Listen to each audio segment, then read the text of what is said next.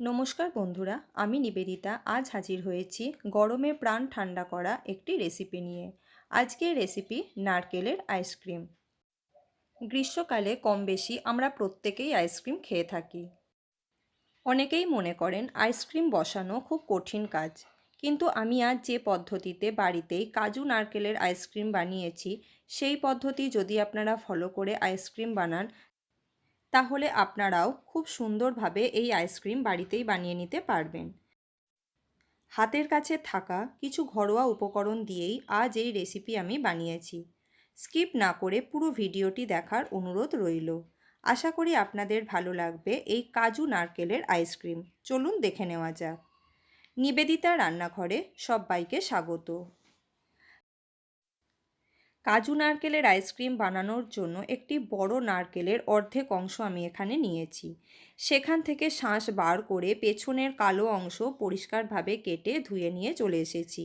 তারপর একটি ছুরির সাহায্যে নারকেলগুলোকে আমি ছোট ছোট টুকরো করে কেটে নেব। কাজু নারকেলের আইসক্রিমের স্বাদ কিন্তু হয় অসাধারণ। নারকেলগুলোকে আমি ছোট ছোট টুকরো করে কেটে নিয়েছি। এবার একটি মিক্সিং জারের মধ্যে কেটে রাখা নারকেল আমি দিয়ে দেব।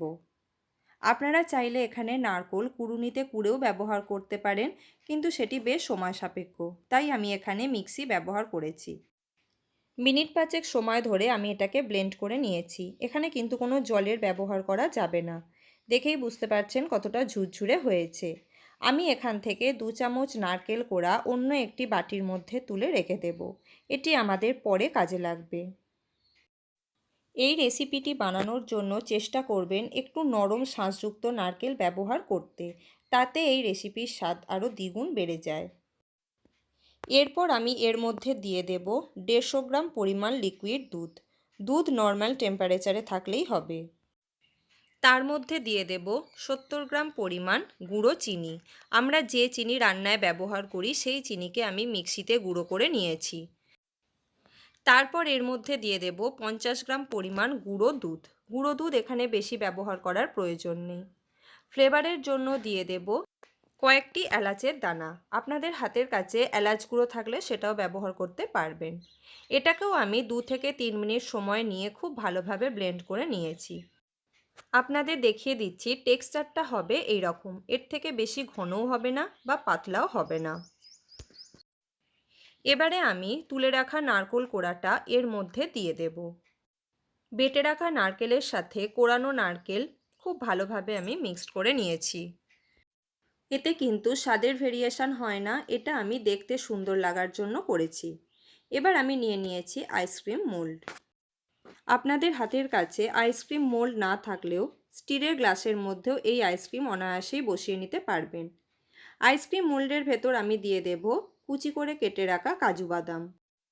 নারকেলের আইসক্রিমের মধ্যে কিছু কাজু বাদাম কুচি ব্যবহার করলে এর স্বাদ কিন্তু ভীষণ সুন্দর লাগে।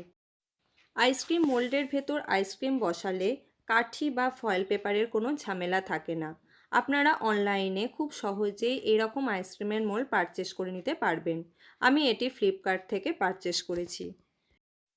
আপনারা অবশ্যই এই রেসিপিটি বাড়িতে ট্রাই করবেন এবং আমাকে কমেন্টে জানাবেন কেমন ছিল কাজু নারকেলের আইসক্রিম।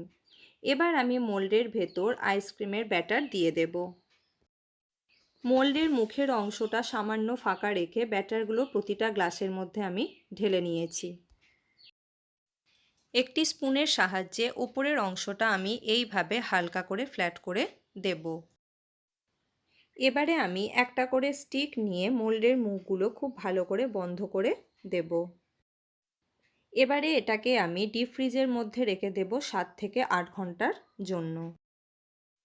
7 ঘন্টা পর ফিরে এসেছি। এবার আমি এগুলোকে খুব হালকা করে ওপর থেকে চাপ দিয়ে খুলে নেব। খুব বেশি জমে গিয়ে থাকলে বা শক্ত হয়ে গিয়ে থাকলে মোল্ডটিকে 2 মিনিট একটু জলের মধ্যে ডুবিয়ে রাখলে অনায়াসে এগুলো খুলে আসবে।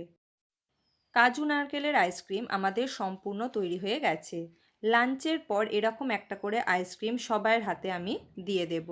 আশা করি আপনাদের ভিডিওটি ভালো লেগেছে। যদি আমার এই রেসিপি আপনাদের ভালো লেগে থাকে তাহলে প্লিজ আমার চ্যানেলকে সাবস্ক্রাইব করে আমার পাশে থাকুন এবং একটা লাইক, কমেন্ট এবং শেয়ার করতে ভুলবেন না। ধন্যবাদ।